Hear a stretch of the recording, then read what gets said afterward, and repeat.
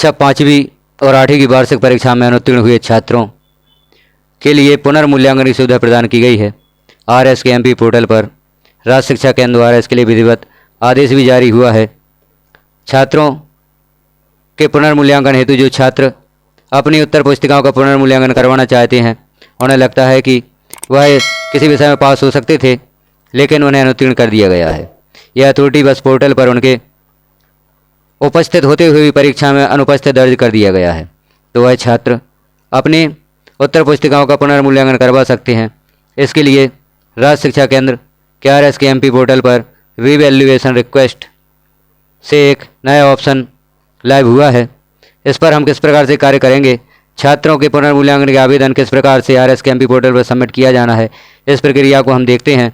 इसके लिए हमें किसी भी ब्राउज़र पर सर्च करना होगा, rskmpportal.in सर्च करके उसे लॉगिन करना होगा। ब्राउज़र पर RSKMP पोर्टल सर्च करते ही हमें ऑप्शन प्राप्त होता है राज्य शिक्षा केंद्र rskmp.in राज्य शिक्षा केंद्र। इसे हम क्लिक कर देते हैं। जैसे ही इसे क्लिक करते हैं लॉगिन के लिए ऑप्शन आता है।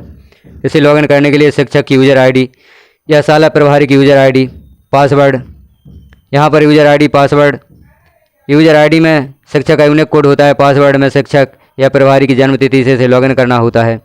यहाँ स्कूल सेलेक्ट करना होता है, गवर्नमेंट स्कूल के लिए गवर्नमेंट, प्राइवेट स्कूल के लिए प्राइवेट, मदरसा के लिए मदरसा और गवर्नमेंट एडेड जो स्कूल है उनके लिए गवर्नमेंट एडेड सेलेक्ट करना है।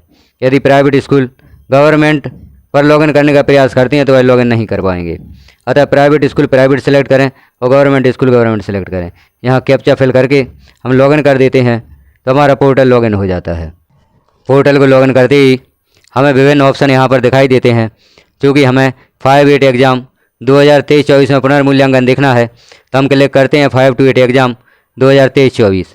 यहाँ पर हमें कुछ नए ऑप्शन दिखाई देते हैं। मेन रिजल्ट 2023-24 यहाँ से देखा जा सकता है। रीवैल्यूएशन रिक्वेस्ट, जो पुनर्मूल्यांकन हेतु आवेदन की रिक्वेस्ट है वह हम यहाँ से कर सकते हैं। यहाँ पर update student profile, update internal marks, यहाँ पर यदि आप इंटरनल मार्क्स में सुधार करना चाहते हैं वर्ष 2023-24 में, यदि छात्रों के मार्क्स आपके द्वारा त्रुटिवश गलत एंटर हो गए थे तो उनमें सुधार यहाँ से किया जा सकता है। अर्धवार्षिक परीक्षा के अंक, प्रोजेक्ट परीक्षा के अंक या को करिकुलर ग्रेड भी यहाँ से सुधार सकते हैं। अभी आपके पास मौका है।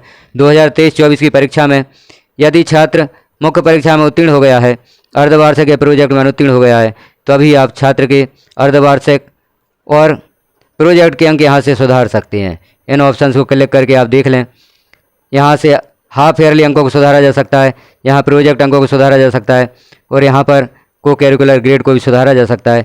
और जो छात्र आपकी त्रुटिवश अनुत्तीर्ण हो गए हैं, हाफ ईयरली एग्ज़ाम में आपने अनुत्तीर्ण कर दिया है, प्रोजेक्ट में अंक आप फिल नहीं कर पाए या हाफ ईयरली के अंक 0 प्रदर्शित हो रहे हैं, तो यहाँ सुधार करके अभी छात्रों को वर्ष 2023-24 की वार्षिक परीक्षा में उत्तीर्ण किया जा सकता है। यदि छात्र वार्षिक परीक्षा में उत्तीर्ण है, हाफ ईयरली में अनुत्तीर्ण है, प्रोजेक्ट में अनुत्तीर्ण है, तो यहाँ अंक पुनः प्रविष्ट करके उन्हें उत्तीर्ण किया जा सकता है। क्योंकि हमें देखना है रीवैल्यूएशन रिक्वेस्ट, पुनर्मूल्यांकन हेतु आवेदन हम कहाँ से कर सकते हैं, तो यहाँ हमें क्लिक करना है रीवैल्यूएशन रिक्वेस्ट पर। जैसे ही हम इसे क्लिक करते हैं अगला इंटरफेस ओपन होता है।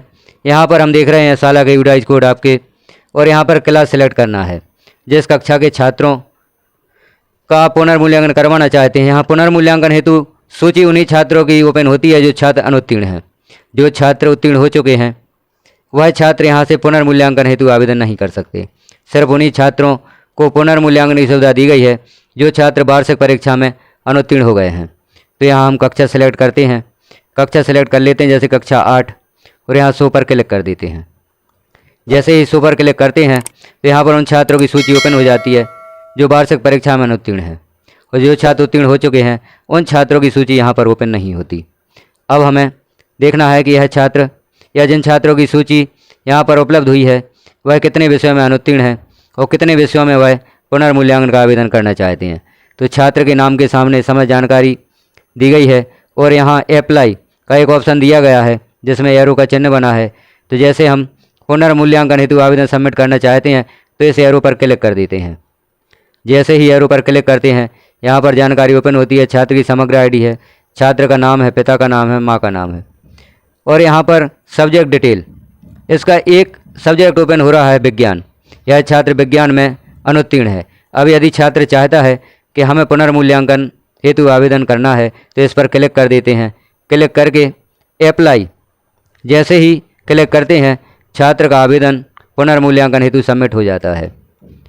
अब हम देखते हैं अन्य विद्यार्थी उसके लिए कौन कौन से ऑप्शन ओपन हो रहे हैं, तो यहाँ इसे क्लोज कर देते हैं। अगला छात्र है, इसके अप्लाई पर हम क्लिक करते हैं। अगले छात्र की जानकारी ओपन होती है, जहाँ छात्र की समग्र आईडी, छात्र का नाम, पिता का नाम और माता का नाम हम देख रहे हैं। और नीचे छात्र जितने विषयों में अनुत्तीर्ण है वह विषय यहाँ पर ओपन हो रहे हैं। तो यदि छात्र सभी विषयों की कॉपी पुनर्मूल्यांकन हेतु ओपन करवाना चाहता है तो इनमें सब में क्लिक कर देते हैं, सही का टिक कर देते हैं। जितने भी विषयों में छात्र पुनर्मूल्यांकन करवाना चाहता है उतने विषयों को यहाँ पर टिक कर दिया जाता है। अप्लाई पर क्लिक कर देते हैं, छात्र का आवेदन सबमिट हो जाता है। यहाँ पर यह ध्यान देने योग्य बात है कि आप जितने विषयों में पुनर्मूल्यांकन करवाना चाहते हैं उन सबको एक ही बार में अप्लाई करें।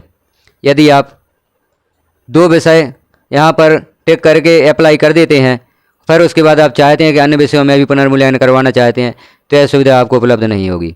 अतः प्रथम बार में ही जितने विषयों में आप पुनर्मूल्यांकन करवाना चाहते हैं उन विषयों पर क्लिक करें और यहाँ पर अप्लाई पर क्लिक करें, तो आपका आवेदन सबमिट हो जाएगा और आपकी कॉपियों का पुनर्मूल्यांकन करवा दिया जाएगा।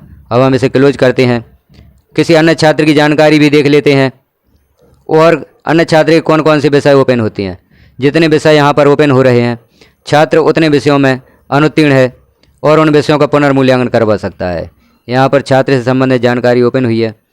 यहाँ यह छात्र सिर्फ गणित विषय में फेल है तो यह गणित विषय का पुनर्मूल्यांकन करवा सकता है। तो यहाँ पर टिक करके और यहाँ अप्लाई पर क्लिक कर देंगे तो छात्र का आवेदन सबमिट हो जाता है। इस प्रकार से हमने देखी प्रक्रिया किस प्रकार से RSKMP पोर्टल पर छात्र पुनर्मूल्यांकन हेतु अपना आवेदन कर सकते हैं। चूँकि यह प्रक्रिया शिक्षक के लॉगिन से ही की जानी है, अतः यह प्रक्रिया शिक्षक द्वारा की जाएगी। इसके लिए शुल्क भी निर्धारित है। शुल्क के दिशा निर्देश पृथक से जारी होंगे, ऐसा आदेश में बताया गया है, जैसा हमने आदेश में देखा था।